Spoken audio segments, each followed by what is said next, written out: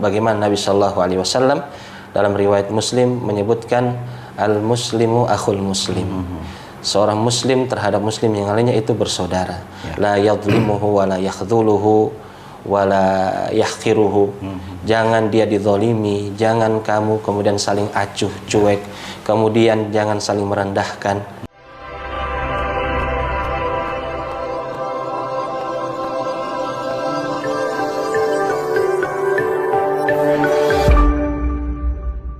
Assalamualaikum warahmatullahi wabarakatuh. Selamat berjumpa kembali bersama kami di podcast Presisi Polda Sulawesi Tengah. Salam presisi. Seperti biasa, kami tentu sangat berbahagia Anda masih menyaksikan tayangan-tayangan kami di podcast Presisi.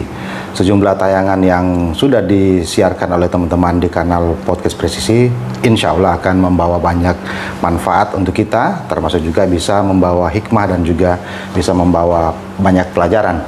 Nah, seperti biasa, teman-teman di podcast Presisi menghadirkan sejumlah narasumber yang kompeten, narasumber yang tentu juga menjadi inspirasi bagi kita semua dalam berbagai hal di dalam kehidupan kita. Kali ini sudah hadir di studio podcast Presisi narasumber kita. Beliau adalah Ustadz Abu Ja'far Gufron. Beliau ini adalah pembina Rumah Belajar Quran Imam Syafi'i Palu dan pembina guru Sekolah Dasar Islam Terpadu Luqmanul Hakim Palu. Assalamualaikum Ustadz. Waalaikumsalam. Bagaimana kabarnya Ustadz? Bikhair, baik. Alhamdulillah. Nah Ustadz, tadi kita membacakan bahwa Ustadz ini adalah salah satu pembina di SD Islam Terpadu Luqmanul Hakim Palu. Kemudian juga pembina di Rumah Belajar Quran. Nah, bisa diceritakan dulu kepada pemirsa kita, Ustadz ini kesehariannya seperti apa, kemudian bagaimana Ustadz berinteraksi dengan masyarakat dan juga dengan adik-adik yang mungkin menjadi murid dari Ustadz. Silakan Ustadz. Masya Allah. Bismillah, alhamdulillah. Wassalatu wassalamu ala rasulillah wa ala alihi wa ashabihi wa man walah. Allahumma rabbi syrah li sadri wa yassir li amri wahlul 'uqdatam min lisani yafqahu qawli. Baik, ya, sebagaimana disebutkan, jadi tidak perlu lagi saya memperkenalkan diri. Sebenarnya saya adalah seorang penuntut ilmu biasa yang masih membutuhkan ilmu dan dalaman ilmu agama Islam. Ya. Namun tuntutan yang kemudian saya mengharuskan untuk terjun ke dalam dunia dakwah dan amanat yang telah diberikan, maka saya harus menunaikan amanat-amanat itu. Saya kesehariannya sebagai seorang dai, juga terkadang sebagai seorang pengajar di sekolah-sekolah yang saya bertanggung jawab padanya. Sekolah Luqmanul Hakim itu tanggung jawab saya terbatas pada pembinaan guru-guru, guna untuk meningkatkan SDM mereka supaya memiliki banyak banyak faedah yang itu sebagai bekal mereka untuk mendidik anak-anaknya. Jadi sistem kami itu adalah bedah buku-bukunya yang dijadikan sebagai panduan untuk mengajarkan anak-anak itu kita bedah satu persatu sampai kelas yang paling tertinggi di sekolah itu. Sementara berjalan. Adapun kalau SD Islam Terpadu, kemudian Rumbel Rumah Belajar itu baru saja kami buat dan bentuk, dan alhamdulillah antusias masyarakat di Kota Palu sampai di luar Kota Palu, di Sulawesi Barat, kemudian juga di Barakallahu Fikum ada sempat dari Luwuk, itu antusias untuk masukkan anak-anaknya di Rumbel itu. Ya, di Rumbel itu kita tidak muluk-muluk saja, kami fokus kepada bahasa Arab. Bahasa Arab itu adalah ilmu dasar untuk memahami Al-Quran dan Hadis. Orang kalau seorang bagus dasar itu, maka dia akan mudah memahami Al-Quran dan Hadis. Dan juga kami akan mempersiapkan beberapa lulusan dari situ nanti dengan izin Allah, maka kami akan berusaha mendapatkan dan memberikan beasiswa dukungan untuk melanjutkan pelajaran ke universitas di luar negara seperti di Saudi, Madinah, dan mungkin Yaman yang mudah akses untuk kita. Sekarang udah berapa angkatan di Rumah Belajar? Baru perdana ini, Bang. Baru perdana, angkatan pertama ini. Baik. Berarti berdirinya belum lama itu Ustaz ya? Baru beberapa bulan. Beberapa bulan ini. Iya. Alhamdulillah. Nah, podcast kita kali ini mengambil tema merajut kedamaian dan keamanan melawan radikalisme. Ya. Nah, bicara soal tema besar ini, kita akan melihat bagaimana munculnya bibit-bibit radikalisme ini tentu berasal dari insan-insan yang punya keterbatasan ilmu. Mereka punya kemauan untuk belajar agama, tapi mereka ternyata belum memiliki dasar-dasar ilmu yang kuat. Oleh itu kita akan bicara soal merajut kedamaian, kemudian melawan radikalisme dan juga memelihara keamanan. Ustadz, menyangkut dengan tema kita ini, mungkin ada satu hal yang mungkin bisa dijelaskan oleh Ustadz, bagaimana kondisi negara kita ketika setiap insan beragama itu merajut kedamaiannya, toleransi, bahkan juga sesama umat muslim juga menjaga kebersamaan, itu juga hal yang penting dan diatur di dalam Al-Quran dan hadis. Bisa dijelaskan sedikit seperti apa pemahaman kita soal tema ini, Ustaz? Baik, Masya Allah. Ini penting untuk kita sampaikan dan berbagi terkait dengan pemahaman yang benar dalam konsep perdamaian, keamanan, dan lawan dari itu semua, yaitu radikalisme yang memunculkan terorisme, kemudian kekerasan, ya, intoleransi dan seterusnya. Ini penting untuk kita sama-sama berbagi. Taib, konsep kedamaian yang diinginkan dalam perspektif Islam, karena saya berbicara di sini sesuai dengan bidang yang saya geluti. Islam sangat menjunjung tinggi yang namanya perdamaian dan keamanan. Sebab itu adalah merupakan nikmat dari Allah Azza wa Jalla. Perdamaian adalah sesuatu yang rentan sulit untuk diraih bagi orang yang menginginkannya. Sebab disitulah justru letak ujian dari Allah Azza wa Jalla. Allah Subhanahu wa taala berfirman, ya ayyuhalladzina amanu dukhulu fis silmi kaffah wa la tattabi'u khutuwati syaitan innahu lakum aduwwun mubin. Nah, kata Allah Subhanahu wa taala, wahai orang-orang yang beriman, udkhulu fis silmi kaffah. Al-Imam At-Tabari menyebutkan lafaz ayat as-silmi itu datang dari beberapa qiraah. Qiraah Hijaziyin dengan di sinnya di fathah. Fis salmi kaffah.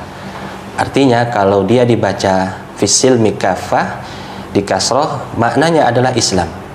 Masuklah kalian ke dalam Islam secara kafah, menyeluruh. Tapi kalau menurut bacaan Hijaziyin itu kalau di fathah dia bermakna as-sulh wassalamah, perdamaian secara keseluruhan. Perintah dari Allah Azza wa Jalla untuk kita mewujudkan perdamaian itu. Sebab pada dasarnya Islam adalah agama perdamaian. Ya. Begitu juga didukung oleh dalil-dalil yang ada. Bagaimana Nabi Shallallahu Alaihi Wasallam dalam riwayat Muslim menyebutkan al-muslimu akhul muslim. Seorang muslim terhadap muslim yang lainnya itu bersaudara. La yadlimuhu wa la yakhdhuluhu wa la yahqiruhu.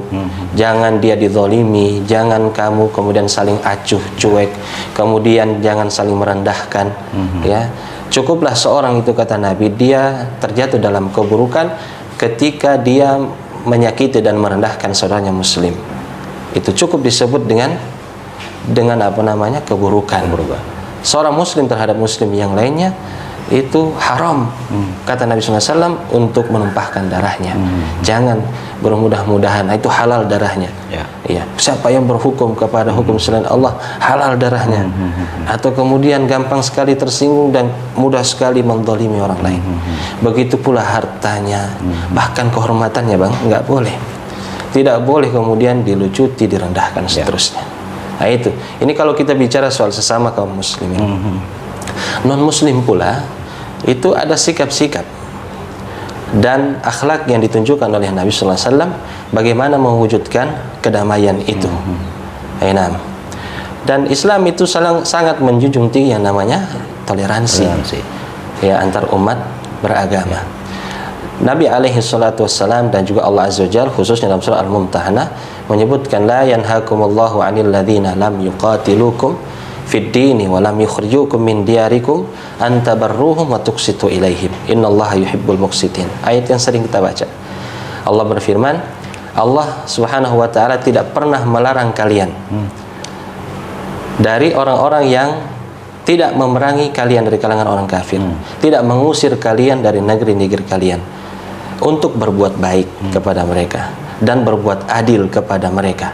Sesungguhnya Allah Subhanahu wa taala sangat mencintai orang-orang yang berbuat kebaikan. Itu jelas. Selama dia tidak memerangi, selama tidak menjajah, maka dia walaupun non muslim kita harus tidak kewajiban tidak ada untuk memerangi. Tidak, bahkan haram untuk menumpahkan darahnya. Sebab saya harus menyampaikan hadis ini. Nabi Shallallahu Alaihi Wasallam menyebutkan dalam hadis yang sahih, man qatala qatilan min ahli dhimmah, siapa yang membunuh orang yang dibunuh dari kalangan kafir dhimmah. Kafir dhimmah itu kafir yang hidup minoritas di tengah masyarakat muslim. Ya, maka lam yarih arfal jannah atau rihal jannah yaumal qiyamah. Pembunuhnya ini tidak akan mencium bau surga pada hari kiamat. Padahal bau surga itu sudah tercium dari jarak 40.000 tahun perjalanan. Ini dalam lafaz yang lain mu'ahad. Siapa yang bunuh kafir yang dia sudah terikat perjanjian perdamaian, dia juga tidak mendapatkan baunya surga. Begitu juga musta'man. Musta'man ini adalah seorang kafir yang negara memberikan jaminan keamanan kepadanya. Seperti turis-turis datang melancong di sini negara kita, ada jaminan keamanan. Ya, kalau melihat di zaman Rasulullah kan Rasulullah juga melindungi kaum minoritas di zamannya gitu kan, kaum Yahudi, kaum kafir dan sebagainya. Nah, kalau kita melihat tadi ayat yang dibacakan Ustadz, bagaimana mempelajari agama itu harus secara menyeluruh. Baik. Nah, kalau kita melihat mempelajari agama secara menyeluruh itu dibandingkan dengan pemahaman-pemahaman yang radikal, apakah itu ada perbandingannya Ustadz? Bagaimana memahami agama secara menyeluruh, kemudian bagaimana pemahaman sesat yang akhirnya menimbulkan radikalisme? Baik. Yang pertama saya sampaikan sebuah ayat. Allah Subhanahu wa taala berfirman, "Al-yawma akmaltu lakum dinakum wa atmamtu 'alaikum ni'mati wa raditu lakum al-Islam dinan." Ayat ini menunjukkan kesempurnaan ajaran Islam. Nah, ini yang menjadi acuan dan dasar. Yang pertama, Islam adalah agama yang komprehensif. Agama yang sangat dicintai oleh Allah dan Allah ridho terhadap kita akan agama ini. Agama yang ada di sisi Allah hanyalah agama Islam. Sebab barakallahu fikum itu adalah merupakan ajaran agama yang menjadi keselamatan dunia dan akhirat. Nah, kalau seorang itu mempelajari Islam tidak dengan benar, tidak secara menyeluruh, tidak dengan pembimbing seorang yang benar-benar kompeten di dalam bidang ilmu agama Islam, maka terjadi khalal, terjadi kekurangan, terjadi kerancuan di dalam berpikir. Ya, ada syubhat istilahnya, kerancuan di dalam berpikir. Akhirnya daripada statement-statement yang dibangun, akidah dasar-dasar yang dia jadikan itu sebagai keyakinan, adalah keyakinan yang jauh menyimpang daripada ajaran Islam. Dibandingkan dengan paham radikalisme, radikalisme ini tidak ada yang menyetujuinya. Hatta itu non muslim, agama selain Islam tidak ada menyetujuinya. Kalau dilihat dari perkembangan radikalisme ini dari literatur yang ada Pak ya, barakallahu fiik, termasuk juga daripada sumber-sumber yang kami temukan, justru bahwasanya radikalisme itu tidak muncul dari ajaran Islam tertentu, tidak muncul, atau secara khusus dari ajaran Islam itu sendiri. Semua agama tidak menyetujui nama radikalisme.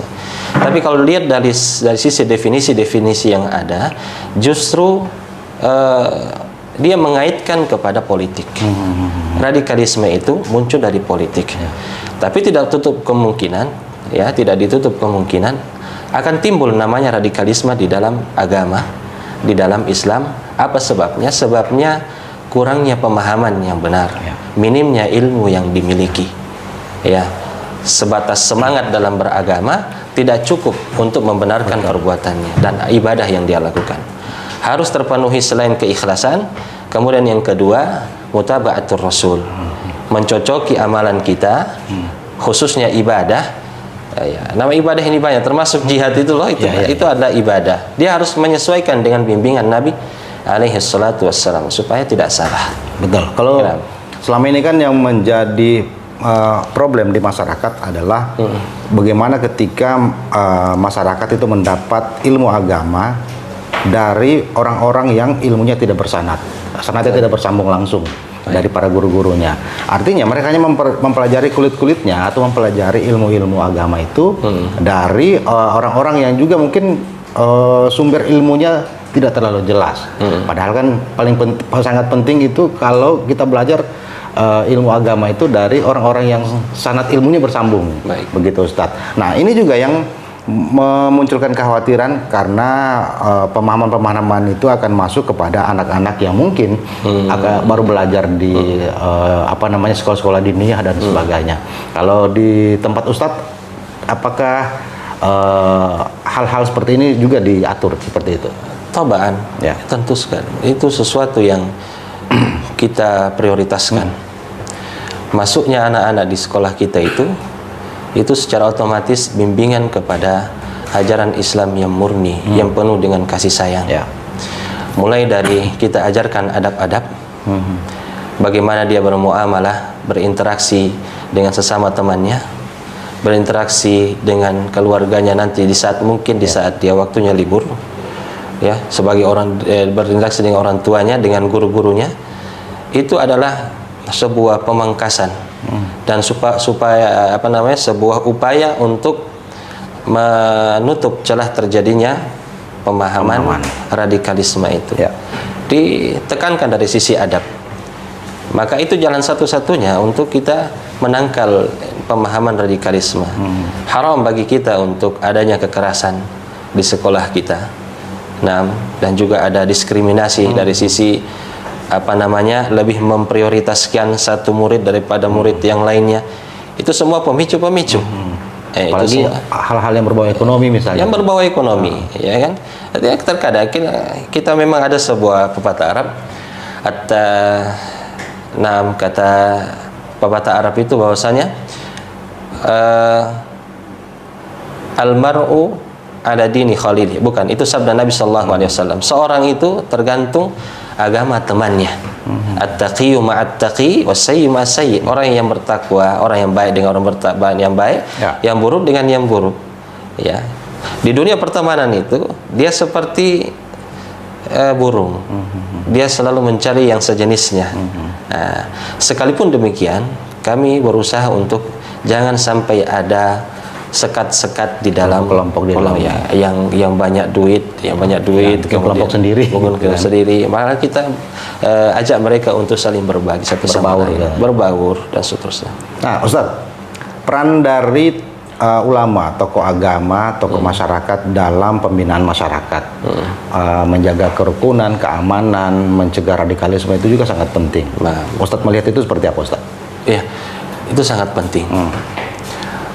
Sebab dari situlah kemudian tidak tentu kemungkinan munculnya paham radikal. Betul. Iya. Dan kita harusnya lebih progresif dan juga lebih masif lagi dari sisi pendalaman ilmu, semangat untuk berdakwah, dan juga dari sisi apa yang kita mampu. Kita berdakwah tidak hanya dengan lisan, ceramah-ceramah, muhadharah dan seterusnya. Kami juga berupaya untuk menulis apa yang kita mampu. Kami pribadi pernah menulis sedikit tentang perkembangan komunisme di Sulawesi Tengah. Kami pernah menulis, cuma sampai sekarang belum terbit. Masih dalam editan gitu ya? Sudah siap. Atau tapi sudah dalam bentuk siap untuk dicetak? Ya, kami berupaya untuk sampai ke situ. Cuman karena kami kalau pribadi itu butuh pembelajaran kembali untuk bagaimana bagusnya seperti apa, karena sesuatu yang berbau elektronik kan kita tahu banyak hanya orang khusus yang bisa. Ya. Kami menulis, ya, khususnya perkembangan komunisme itu di tengah-tengah kaum muda, ya, kaum muda di kalangan mahasiswa yang ada di Sulawesi Tengah. Ya. Kami menulis, kemudian juga teman-teman sebagian menulis tentang bahaya radikalisme, terorisme. Itu alhamdulillah kita sudah memandang itu suatu yang penting dan tidak boleh ditunda. Betul. Alhamdulillah berjalan dengan bagus dan terbit di majalah-majalah, dan banyaknya sekarang itu bermain di media sosial. Ya, media sosial, alhamdulillah. Ya, di perkembangan teknologi dan juga informasi saat ini, kalau kita lihat media sosial itu menjadi satu hal yang sangat dekat dengan masyarakat. Baik. Bahkan di rumah itu orang lebih dekat dengan media sosial dibanding dengan orang tuanya. Sementara kalau kita tahu bahwa ilmu pertama, kalau dalam agama kan disebut bahwa madrasah pertama anak-anak itu kan ibunya. Baik. Kemudian juga orang tua, orang dalam lingkungan sekitarnya. Nah, kalau anak-anak di rumah itu ternyata lebih dulu mengenal media sosial dibanding apa yang diajarkan oleh orang tuanya, tentu itu akan berpengaruh pada perilaku. Nah, inilah yang akhirnya menjadi pintu masuk terhadap hal-hal negatif yang masuk kepada anak-anak. Kalau Ustadz melihat masifnya media sosial ini di masyarakat, di anak muda kita, membawa pengaruh negatif dan sebagainya, itu seperti apa? Masya Allah. Dulu itu kalau kita di zaman saya kecil, pengaruh itu mungkin tidak akan terjadi kecuali kalau saya keluar dari rumah. Dari rumah. Nah, sekarang anak-anak tidak perlu keluar rumah. Iya. Sudah masuk di dalam kamar saja informasi masuk. Masuk ya. Masuk di dalam. Barakallahu fikum. Nah, justru di sini peran orang tua. Kalau dari sisi bagaimana penjelasan para ulama, HP itu perkara yang mubah, perkara boleh saja untuk digunakan. Namun kata para ulama, al-wasailu laha ahkamul maqasid. Sesuatu yang menjadi perantara itu sesuatu dengan tergantung dari tujuannya, apa digunakan untuk apa. Ya, kalau misalkan sebab HP itu anak itu menjadi durhaka, anak itu dipanggil tadinya iya, kemudian pengaruh HP sudah macam-macam, dia mudarat gitu ya. Macam-macam ya kan. Nah, maka berubahlah status itu menjadi keharaman sebab HP itu. Nah, jadi terkadang dia akan membawa seorang kepada kebaikan, dan yang kedua adalah keburukan. Nah, inilah fungsi pengawasan orang tua dengannya. Dan HP ini sungguh luar biasa, terlalu yang kebablasan.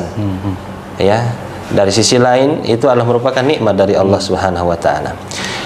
Ya, mau tidak mau, seperti yang saya sering ulangi, bahwa ini harus ada namanya upaya untuk mengawasi anak-anak dari situs-situs. Ya, banyak sekali kita lihat bagaimana napiter-napiter itu. Mereka kalau ditanya dari mana mereka dapatkan pemahaman itu, kebanyakan media sosial.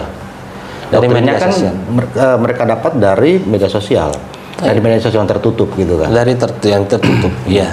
Kemudian para pemuda ini diketahui bahwa mereka adalah orang-orang yang pada masa transisi, semangat yang tinggi. Kalau mereka tidak dibimbing dengan benar, jatuh mereka kepada kebinasaan.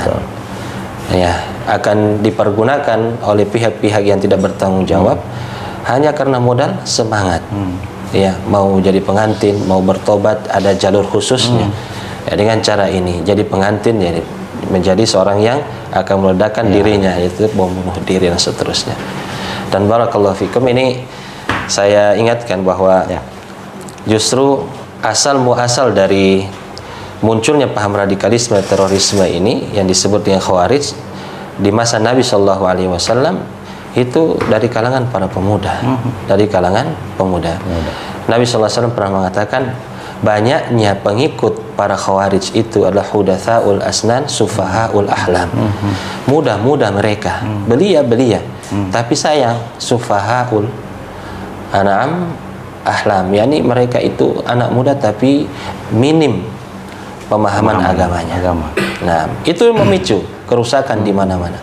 Atas nama jihad, alasannya memang Kalau kita lihat karena kezaliman para penguasa, nepotisme yang dilakukan oleh pihak atau oknum penguasa, ada timbul kecemburuan, ingin melakukan perubahan secara masif, melakukan perubahan, melakukan pemberontakan, kerusakan di mana-mana.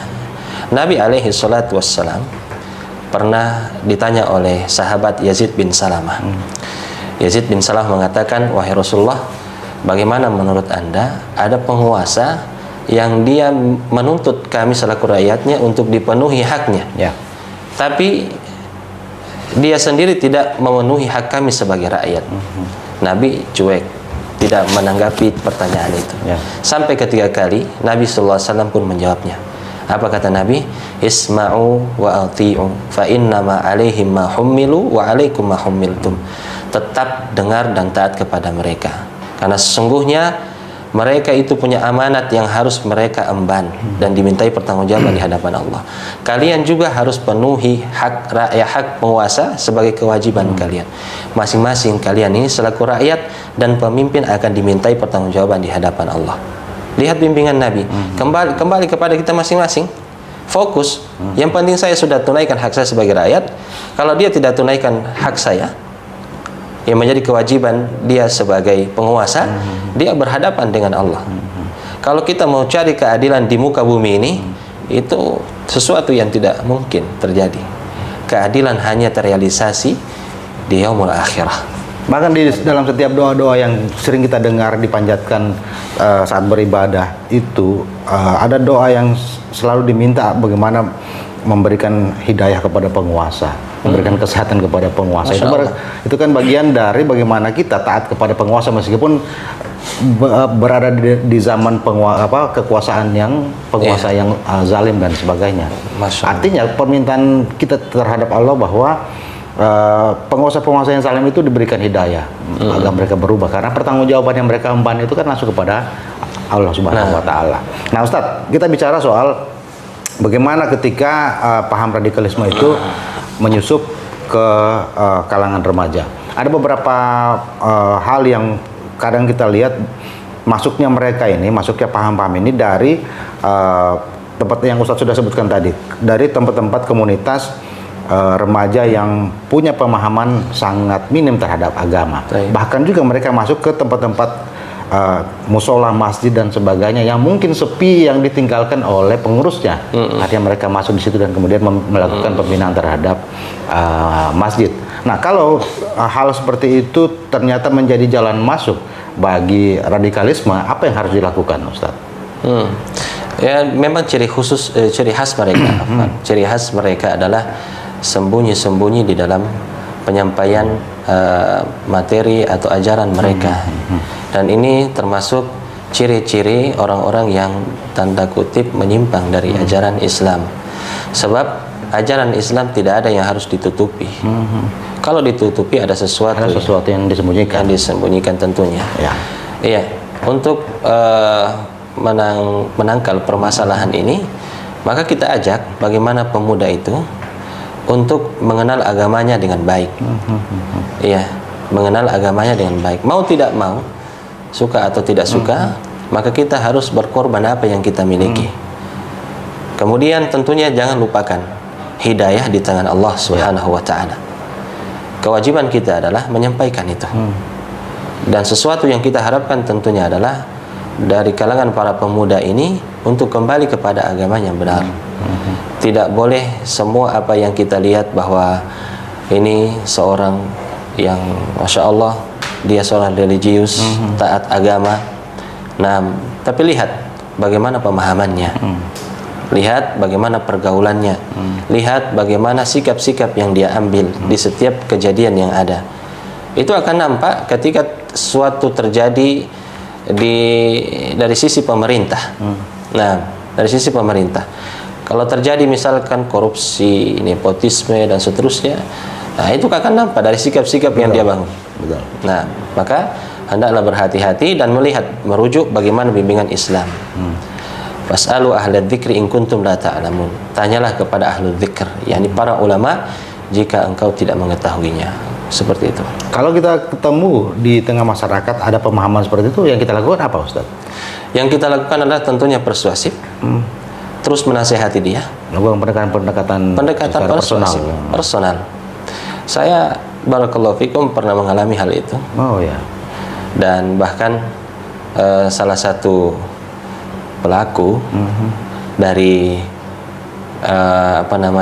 setiap kegiatan-kegiatan mereka itu, dan terdengar kabar dia sudah meninggal dunia. Terjadi sempat diskusi, bahkan saya katakan debat dalam permasalahan itu, sampai ada ancaman-ancaman. Ya, kita tahu saya asalnya dari Poso dan hidup di tengah-tengah mereka.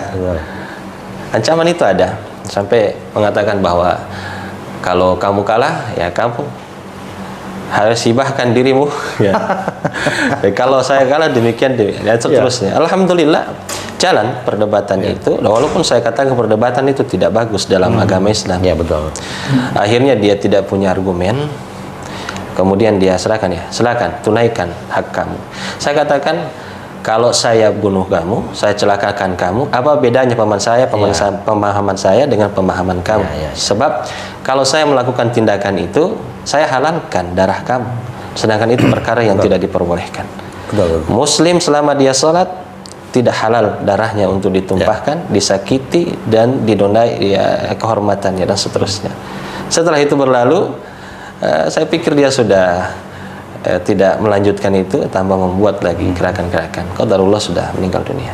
Ya, memang hal-hal yang seperti ini kadang kita harus berpikir keras bagaimana cara menghadapi. Karena kita tahu bahwa mereka pasti akan mempertahankan apa yang mereka pahami gitu kan. Karena dasar-dasar awal yang mereka pahami soal pemahaman itu susah untuk dikikis lagi dengan pemahaman-pemahaman baru yang mungkin lebih benar atau yang lebih bersih dan sebagainya. Namun peran ulama, peran tokoh, peran aparatur dan sebagainya juga itu menjadi sesuatu yang penting agar bibit-bibit radikalisme dan sebagainya itu bisa hilang di tengah masyarakat. Kalau selama ini Ustadz, apakah juga punya cerita bagaimana membangun kolaborasi dengan para pihak untuk mengatasi itu? Masya Allah, Masya Allah. Iya, perlu diketahui sebelum saya ke Palu, saya di sini baru kurang lebih 1 tahun lebih. Ketemu dengan Idul Adha mungkin setahun lah, kurang lebih setahun atau 2 tahun, agak lupa. Saya berdakwah di mana, di Kota Ampana. Nah, di Kota Ampana itu yang meminta saya masuk di situ salah satu perwira untuk kemudian melakukan bimbingan kepada anggota di Polres Tojonaungan. Binroh Tal. Nah, juga tinggal di situ, menjadi imam, khatib, memberikan ceramah-ceramah di Masjid Polres dan di luar. Nah, bimbingan itu akhirnya direspon bagus oleh teman-teman ini. Sampai ada pihak Binmas itu meminta saya pribadi berkolaborasi, terjun ke masyarakat, membuka diskusi lepas. Diskusi lepas, temanya tentang seputar radikalisme. Itu sangat bagus. Dan berjalan hampir beberapa tahun, program itu berjalan, langsung ketemu dengan masyarakat. Narasumber, ya alhamdulillah kami sering diundang. Dan nampak ternyata Pak, itu ternyata radikalisme itu kebanyakannya muncul dari pemahaman agama. Kebanyakannya kesalahpahaman tentang agama itu sendiri. Di sisi lain mereka punya semangat dan kecemburuan untuk bagaimana tetap menghargai dan menjunjung tinggi keyakinan mereka. Tapi sayangnya mereka salah dalam mengambil ilmu itu. Nah, maka memicu kita untuk semakin semangat lagi untuk menyebarkan kebaikan. Saya pernah sampai kecolongan itu teman-teman di Polres, mengundang pemateri yang berpemahaman demikian. Tapi sayangnya mereka tidak menyadari itu. Alhamdulillah besoknya giliran saya untuk menyampaikan ceramah. Saya lebih meluruskan apa yang disampaikan kemarin. dari penceramah sebelumnya, narasumber sebelumnya. Ya, jadi kesibukan saya seperti itu. Ada yang ini langsung ditangkal, meluruskan terus. Allah Ustaz. Ya, ini kan rata-rata pemahaman radikalis itu gara-gara muncul gara-gara mereka memahami ayat per ayat itu hanya sepotong-sepotong, sepenggal. Padahal kan kisah turunnya ayat itu kan ayat itu kan turun berdasarkan beberapa kisah gitu kan, ada penyebab asbabnya dan sebagainya. Nah, ini yang juga perlu kalau Ustadz menyebut tadi bahwa Ustadz menjadi apa istilahnya, bukan kain pel tapi meluruskan beberapa pemahaman-pemahaman yang sudah disampaikan oleh pihak lain sebelumnya, maka itu juga harus dilakukan oleh orang-orang yang paham terhadap agama ini, paham terhadap pemahaman-pemahaman yang baik di Islam, agar hal-hal yang berbau pemahaman sesat itu bisa dikikis. Nah, kalau itu kemudian ditarik, Ustadz, kalau Ustadz selama ini berkolaborasi dengan aparat keamanan untuk meluruskan hal-hal yang berbau radikalisme, kalau kemudian itu ditarik ke tengah masyarakat yang lebih luas, peran tokoh, peran kolaborasi antar pihak juga itu menjadi penting. Bagaimana harus dilakukan itu, Ustadz, agar kolaborasi menjadi lebih masif? Alhamdulillah sudah dilakukan. Ya. Tidak dari kami pribadi, juga senior-senior saya, guru-guru saya yang masih ada, itu tidak tinggal diam untuk menuntaskan permasalahan negara ini, termasuk adalah radikalisme, ya. Dan teman-teman juga di kota-kota besar, seperti di Jakarta, di Makassar, kemudian kota-kota besar yang lainnya, itu sungguh mereka sangat semangat untuk menuntaskan masalah negara hari ini. Dan teman-teman khususnya di Makassar, di sana ada Ustadzuna Ustadzul Qarnain, di sana juga di Balikpapan ada juga Ustadzuna yakni Ustadz Abu Muawiyah Askari, dan juga Ustadz-Ustadz yang lainnya. Mereka sangat memperhatikan terkait dengan isu-isu ini. Semua pihak yang memungkinkan untuk kita berkolaborasi, kenapa tidak? Nah, selama tidak ada yang pertama pelanggaran syariah di dalamnya, selama tidak ada kepentingan A, B, dan C dan seterusnya, murni untuk menuntaskan permasalahan ini, itu kebaikan. Wa ta'awanu 'alal birri wat taqwa wa la ta'awanu 'alal itsmi wal 'udwan. Itu prinsipnya di situ. Nah, dan ini merupakan sebuah kewajiban kita, sebab kita mengetahuinya. Kita akan dimintai pertanggungjawaban di hadapan Allah Subhanahu wa taala. Akan berat urusan kita di akhirat. Nah, apalagi kalau kita kemudian mengetahuinya, lantas kita menyembunyikan ilmu. Menyembunyikan ilmu. Kitmanul ilmi, menyembunyikan ilmu di saat yang harus disampaikan itu, kondisi itu harus disampaikan, lantas disembunyikan, itu berdosa. Ya, itu adalah sesuatu yang dosa. Oleh sebab itu, ini sudah menjadi kewajiban kita bersama. Kita tidak menunggu nanti gerakan penguasa, pemerintah, tapi ini adalah sesuatu yang mengalir tanpa diminta, tanpa harus dibuatkan program, didukung atau apa. Dan bahkan alhamdulillah kami pribadi di kota Palu ini itu mengajarkan kitab yang berjudul Syarhus Sunnah karya Imam Al-Barbahari rahimahullahu taala. Yaitu kita baca. Di dalamnya memuat beberapa akidah, manhaj, metode yang benar di dalam beragama. Khususnya ketika kita membahas tentang sikap-sikap yang benar terkait dengan kezaliman penguasa. Ini tertuju langsung kepada anak-anak muda. Saya ingat sekali dengan perkataan Imam Hasan Al-Basri rahimahullahu taala. Ini untuk nasihat untuk siapa saja yang mendengarkan podcast ini, khususnya para pemuda. Saya sering berpesan. Imam Al-Hasan Al-Basri mengatakan bahwasanya kejahatan penguasa itu tidak bisa dilawan dengan pedang, mengangkat senjata, ribut-ribut di jalanan, protes kiri kanan, ya, kemudian mempermalukan rakyat, mempermalukan pemerintah di halayak ramai. Tidak dengan cara seperti itu. Justru kezaliman dan kejahatan penguasa itu harus dihadapi dengan istighfar, dengan doa, dengan melakukan ketaatan, menjauhi dosa-dosa.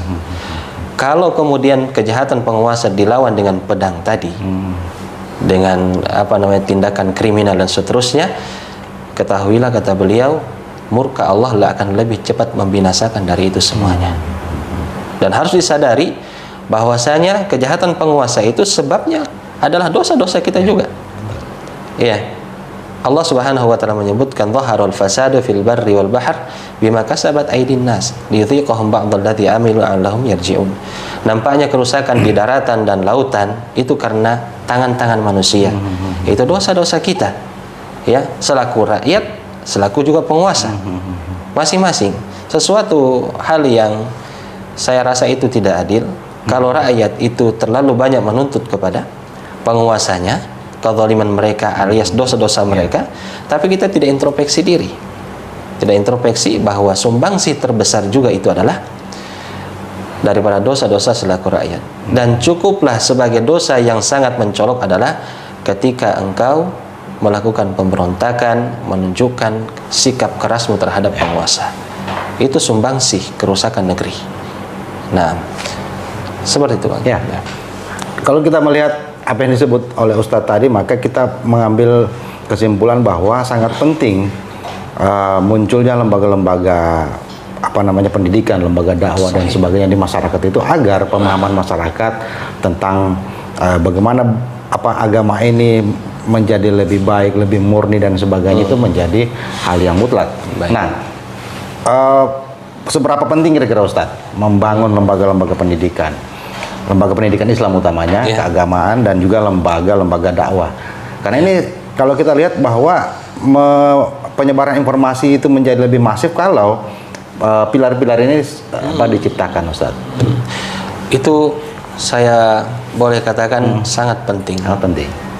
Dan sangat membantu.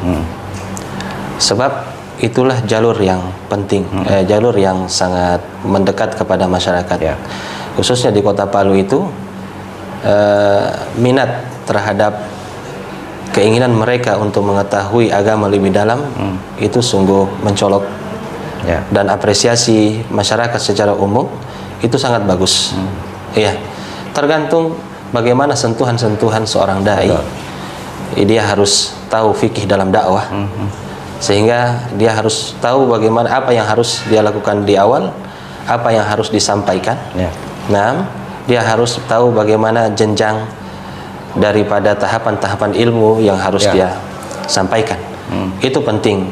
Dan tentunya lembaga-lembaga pendidikan juga harus sebanding lurus dengan itu. Kami menyadari dari beberapa perjalanan dakwah itu, kalau hanya sebatas ceramah, membuka taklim, daurah-daurah, tabligh akbar, itu kami rasa kurang. Maka kita harus barengi dengan lembaga pendidikan. Walaupun kemudian serba kekurangan ya dari sini dan dari situ, kemudian juga beberapa keterbatasan yang kami miliki, kami yakin suatu saat di saat kita menjalaninya dengan ketulusan hati, keikhlasan, diluruskan niat, semuanya akan dimudahkan oleh Allah Subhanahu wa taala. Baik, sebelum kita masuk di pertanyaan yang paling terakhir, ada satu pertanyaan yang paling penting. Dalam menjalankan misi dakwah, misi kebaikan dan penyebaran agama kepada masyarakat, termasuk kepada menyebarkan pemahaman-pemahaman yang baik yang mengikis ke radikalisme itu, tentu ada tantangannya, Ustaz. Ada tantangan paling besar itu yang kadang menjadi batu sandungan bagi Ustadz dan teman-teman yang kadang melakukan pemurnian terhadap pemahaman itu. Tantangan pernah dihadapi atau seperti apa? Ya, kalau pengalaman banyak sekali tantangan. Intimidasi sering, ancaman lebih sering lagi. Tapi itu berlalu saja dan itu bukan masalah buat kami. Makanya menjadi penyemangat itu, Ustaz. Iya dong, jadi itu sesuatu penyemangat dan menunjukkan sebentar lagi dakwah kebaikan ini akan jaya. Dan itu terbukti dari sisi al-qabul, penerimaan. Ya, kita tidak perlu mengeluarkan banyak uang membuat kampanye ini dan kampanye itu. Menurut kami cukup dengan keikhlasan, maka Allah Subhanahu wa taala akan meletakkan di hati-hati manusia penerimaan dari kebaikan itu. Ya, ancaman bahkan menjatuhkan biasalah. Seperti itu, Bang. Barakallah. Istilah orang kan akan ada pelangi setelah badai gitu kan. Iya, insyaallah. Kalau menjalankan secara ikhlas dan tulus. Ustaz, ada pesan-pesan yang akan disampaikan kepada pemirsa kita di podcast Presisi perihal tema kita hari ini? Silakan Ustaz. Baik, barakallahu fikum. Pesannya barakallahu fikum secara umum terhadap seluruh masyarakat, khususnya masyarakat di Kota Palu dan sekitarnya, khususnya lagi adalah kaum pemuda.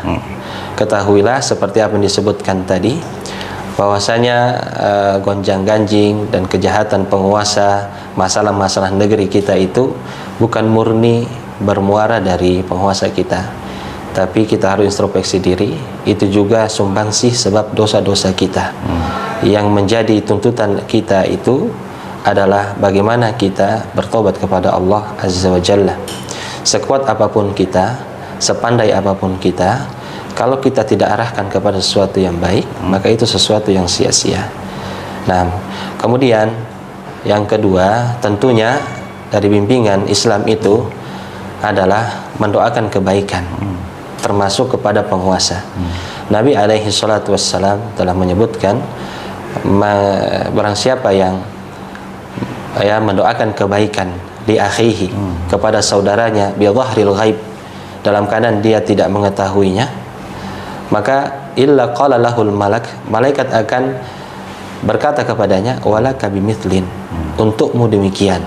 Kalau kita mendoakan untuk penguasa kebaikan, malaikat pun mengatakan semoga kebaikan untukmu pula sebagaimana engkau doakan kepada Allah untuk kebaikan penguasa. Fudail bin Iyad rahimahullahu taala, seorang ulama terkenal di masanya, pernah mengatakan, "Lau anna li da'watun mustajabatun la da'autuhu li sultanin." Kalau saya punya doa yang khusus yang kemudian tembus ke langit dan diijabahi oleh Allah Azza wa Jalla, dikabulkan serta merta di saat itu, la da'autuhu li sultanin, maka saya akan khususkan doa itu untuk penguasa, untuk kebaikan penguasa. Subhanallah. Bahkan dalam satu kesempatan beliau juga menyampaikan, kalaulah seandainya saya ini mendapatkan harta dari Baitul Mal, dapatkan harta dari penguasa dari Baitul Mal, katakanlah begitu, maka yang saya akan lakukan mengundang orang-orang yang khusus, para ulama, pembesar-pembesar. Saya akan jamu mereka dengan uang itu. Setelah itu satu saja yang saya minta, supaya yang hadir itu yang telah saya jamu mendoakan kebaikan untuk penguasa. Ini yang luput bagi kita. Betul. Kita seakan-akan sok kuat. Kenapa sok kuat?